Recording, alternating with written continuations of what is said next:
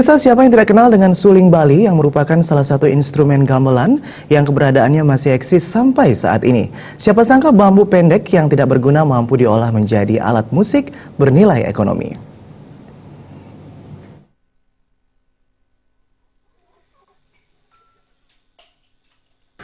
Suling Bali merupakan salah satu instrumental musik tradisional Bali yang terbuat dari bambu, di mana memiliki fungsi sebagai pengiring atau lebih cocoknya diibaratkan sebagai pemanis dari alunan gamelan yang dikarenakan suaranya yang begitu nyaring dan merdu.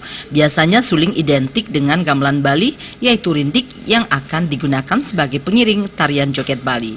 Ketut Sumadil menjelaskan, dalam perkembangannya mengalami pasang surut, namun demikian pemasaran maupun penjualannya tetap stabil. Pria Parubaya ini masih mampu memproses 5 sampai dengan 10 perharinya.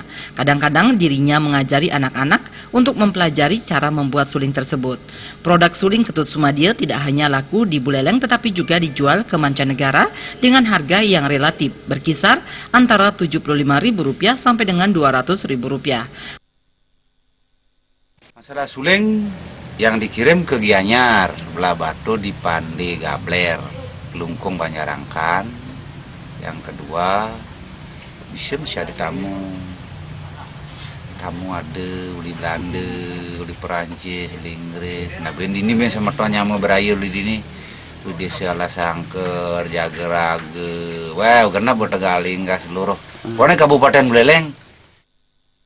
Ketut Sumadil menampilkan nada panjang yang anggun kepada tim liputan, namun sesaat kemudian terhenti di tengah-tengah senandung dan suaranya sangat begitu indah.